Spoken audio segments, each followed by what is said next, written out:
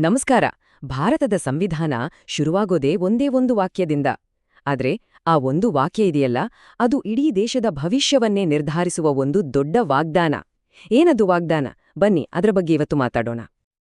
ಕೇವಲ ಮೂರೇ ಪದಗಳು. ಭಾರತದ ಪ್ರಜೆಗಳಾದ ನಾವು. ಅಷ್ಟೇ. ಇದು ಸುಮ್ನೆ ಒಂದು ವಾಕ್ಯದ ಶುರು ಅಲ್ಲ, ಗೊತ್ತಾ? ನಮ್ಮ ದೇಶದಲ್ಲಿ ಅಸಲಿ ಅಧಿಕಾರ ಯಾರ ಕೈಯಲ್ಲಿದೆ ಅನ್ನೋದರ ಘೋಷಣೆ ಇದು. ನಮ್ಮ ಇಡೀ ದೇಶ ನಿಂತಿರೋ ಅಡಿಪಾಯವೇ ಈ ಮಾತು. ಹಾಗಾದ್ರೆ ಈ ಶಕ್ತಿಶಾಲಿ ಪದಗಳಾದ ಮೇಲೆ ಬರುವ ಆ ದೊಡ್ಡ ವಾಗ್ದಾನವಾದ್ರೂ ಏನು? ಈ ಒಂದು ಪ್ರಶ್ನೆ ಇದೆಯಲ್ಲ, ಇದೇ ನಮ್ಮನ್ನ ನೇರವಾಗಿ ನಮ್ಮ ಸಂವಿಧಾನದ ಹೃದಯಕ್ಕೆ, ಅಂದ್ರೆ ಅದರ ಪೀಠಿಕೆಗೆ ಕರ್ಕೊಂಡೋಗುತ್ತೆ. ಈ ಪೀಠಿಕೆ ಅಂದ್ರೆ ಏನು? ತುಂಬಾ ಸಿಂಪಲ್. ಇದು ನಮ್ಮ ಸಂವಿಧಾನದ ಮುನ್ನುಡಿ. ಒಂದು ರೀತಿ ಇಡೀ ಪುಸ್ತಕದ ಕಥೆಯನ್ನ ಒಂದೇ ಪೇಜ್ನಲ್ಲಿ ಹೇಳೋ ಹಾಗೆ. ನಮ್ಮ ದೇಶ ಯಾವ ದಾರಿಯಲ್ಲಿ ನಡಿಬೇಕು, ನಮ್ಮ ಗುರಿಗಳೇನು ಅಂತ ಹೇಳೋ ಒಂದು ಗೈಡ್, ಒಂದು ಮಾರಲ್ ಕಂಪಸ್ ಇದ್ದ ಹಾಗೆ. ಅಚ್ಚರಿ ಅಂದ್ರೆ ಈ ಒಂದೇ ಒಂದು ಪುಟದಲ್ಲಿ ಇಡೀ ದೇಶದ ಕನಸು ಅಡಗಿದೆ ಅಂದ್ರೆ ನಂಬ್ತೀರಾ? ಹೌದು, ಇವು ಬರೀ ಕಾನೂನಿನ ಪದಗಳಲ್ಲ, ಇದು ನಮ್ಮ ಸಂವಿಧಾನದ ಆತ್ಮ, ಅದರ ಸ್ಫೂರ್ತಿ. ಸರಿ, ಹಾಗಾದ್ರೆ ಈ ಪೀಠಿಕೆ ನಮ್ಮ ದೇಶವನ್ನ ಹೇಗೆ ವರ್ಣಿಸುತ್ತೆ? ನೋಡಿ, 5 ಪ್ರಮುಖ ಪದಗಳನ್ನ ಬಳಸ್ಕೊಂಡು ಭಾರತದ ಸ್ವರೂಪವನ್ನೇ ಇದು ನಮ್ಮ ಮುಂದಿಡುತ್ತೆ. ಈ 5 ಪದಗಳೇ ನಮ್ಮ ರಾಷ್ಟ್ರದ ಅಡಿಪಾಯದ ಕಂಬಗಳು. ಆ 5 ಕಂಬಗಳು ಯಾವ್ಯಾವಂದ್ರೆ ಸಾರ್ವಭೌಮ, ಸಮಾಜವಾದಿ, ಜಾತ್ಯತೀತ, ಪ್ರಜಾಸತ್ತಾತ್ಮಕ ಮತ್ತು ಗಣರಾಜ್ಯ. ಪ್ರತಿಯೊಂದು ಪದಕ್ಕೂ ಅದರದೇ ಆದ ಬಹಳ ಆಳವಾದ ಅರ್ಥವಿದೆ. ಬನ್ನಿ ಒಂದೊಂದಾಗಿ ಅದರ ಅರ್ಥ ಏನು ಅಂತ ಬಿಡಿಸಿ ನೋಡೋಣ. ಮೊದಲನೇದಾಗಿ ಸಾರ್ವಭೌಮ. ಏನಿದು ಸಾರ್ವಭೌಮ ಅಂದ್ರೆ? ತುಂಬಾ ಸರಳ. ಭಾರತ ತನ್ನ ನಿರ್ಧಾರಗಳನ್ನ ತಾನೇ ತೆಗೆದುಕೊಳ್ಳುತ್ತೆ. ನಮ್ಮ ಮೇಲೆ ಬೇರೆ ಯಾವ ದೇಶದ ಹತೋಟಿಯೂ ಇಲ್ಲ. ನಮ್ಮ ದೇಶದ ವಿಚಾರದಲ್ಲಿ ನಾವೇ ಬಾಸ್, ಅಷ್ಟೇ. ಎರಡನೇದು ಸಮಾಜವಾದಿ.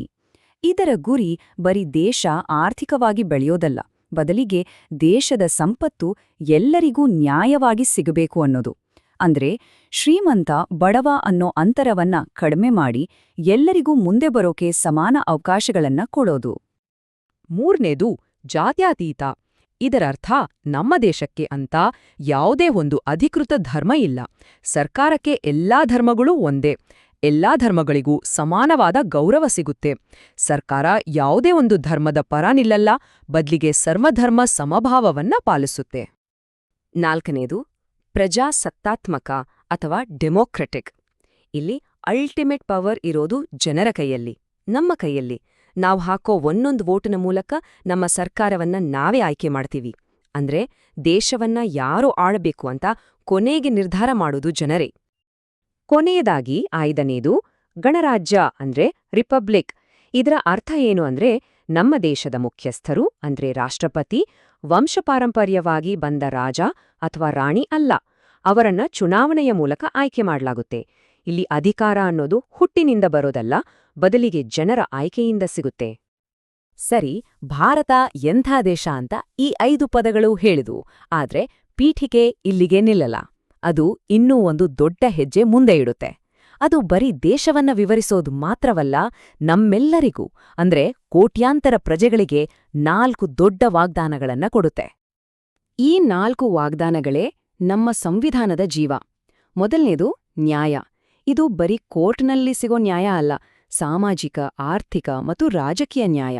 ಎರಡನೇದು ಸ್ವಾತಂತ್ರ್ಯ. ಅಂದ್ರೆ ನಮ್ಮ ಯೋಚನೆ, ನಮ್ಮ ಮಾತು, ನಮ್ಮ ನಂಬಿಕೆ ಮತ್ತು ನಾವು ಪೂಜೆ ಮಾಡೋದ್ರಲ್ಲಿ ಸಂಪೂರ್ಣ ಸ್ವಾತಂತ್ರ್ಯ. ಮೂರನೇದು ಸಮಾನತೆ. ಎಲ್ಲರಿಗೂ ಒಂದೇ ಸ್ಥಾನಮಾನ ಮತ್ತು ಒಂದೇ ತರದ ಅವಕಾಶ. ಇನ್ನು ಕೊನೆಯದಾಗಿ ಭ್ರಾತೃತ್ವ. ಅಂದ್ರೆ ನಾವೆಲ್ಲರೂ ಅಣ್ಣತಮ್ಮಂದರ ಹಾಗೆ ಇರ್ಬೇಕು ಅನ್ನೋ ಭಾವನೆ. ಇದು ಪ್ರತಿಯೊಬ್ಬ ವ್ಯಕ್ತಿಯ ಘನತೆಯನ್ನ ಮತ್ತು ದೇಶದ ಒಗ್ಗಟ್ಟನ್ನ ಕಾಪಾಡುತ್ತೆ. ಓಕೆ, ಇಷ್ಟೆಲ್ಲ ದೊಡ್ಡ ದೊಡ್ಡ ಮಾತುಗಳಿವೆ, ಆದ್ರೆ ಈ ಪೀಠಿಕೆ ನಿಜವಾಗ್ಲೂ ಅಷ್ಟು ಮುಖ್ಯನಾ? ಬರೀ ಒಂದು ಇಂಟ್ರೊಡಕ್ಷನ್ ಪೇಜ್ಗೆ ಯಾಕಿಷ್ಟು ಮಹತ್ವ? ಅದರ ನಿಜವಾದ ಉದ್ದೇಶ ಏನು? ಬನ್ನಿ ಈಗ ಅದನ್ನ ನೋಡೋಣ. ಈ ಪೀಠಿಕೆ ಮುಖ್ಯವಾಗಿ 3 ಕೆಲಸಗಳನ್ನ ಮಾಡುತ್ತೆ. 1, ನಮ್ಮ ಇಡೀ ಸಂವಿಧಾನದ ಗುರಿ ಏನು ಅನ್ನುವೊಂದು ವಿಷನ್ ಕೊಡುತ್ತೆ. 2, ಕಾನೂನಿನ ಬಗ್ಗೆ ಏನಾದ್ರೂ ಗೊಂದಲ ಆದ್ರೆ ಕೋರ್ಟ್ಗಳಿಗೆ ದಾರಿ ತೋರ್ಸೋ ಒಂದು ಬೆಳಕಾಗುತ್ತೆ. ಇನ್ನು 3ನೇದು, ನಮ್ಮ ಸ್ವಾತಂತ್ರ್ಯ ಹೋರಾಟಗಾರರು ಎಂತಹ ಭಾರತವನ್ನ ಕಟ್ಟೋಕೆ ಕನಸು ಕಂಡಿದ್ರು ಅನ್ನೋದನ್ನ ನಮ್ಮ ಕಣ್ಣು ಮುಂದೆ ಇಡುತ್ತೆ. ಹಾಗಾಗಿ ಅರ್ಥ ಮಾಡ್ಕೋಬೇಕು ಅಂದ್ರೆ ಪೀಠಿಕೆ ಅನ್ನೋದು ಸುಮ್ನೆ ಒಂದು ಪರಿಚಯ ಅಲ್ಲ. ಅದು ನಮ್ಮ ಸಂವಿಧಾನದ ಫಿಲಾಸಫಿಕಲ್ ಫೌಂಡೇಶನ್. ಸಂವಿಧಾನ ಅನ್ನೋ ದೊಡ್ಡ ಪುಸ್ತಕವನ್ನ ಓದಿ ಅರ್ಥ ಮಾಡ್ಕೋಬೇಕಂದ್ರೆ ಅದಕ್ಕೆ ಬೇಕಾದ ಕೀಲಿಕೈನೇ ಈ ಪೀಠಿಕೆ. ಕೊನೆಯದಾಗಿ ಒಂದು ಯೋಚನೆ ಮಾಡಬೇಕಾದ ಪ್ರಶ್ನೆ.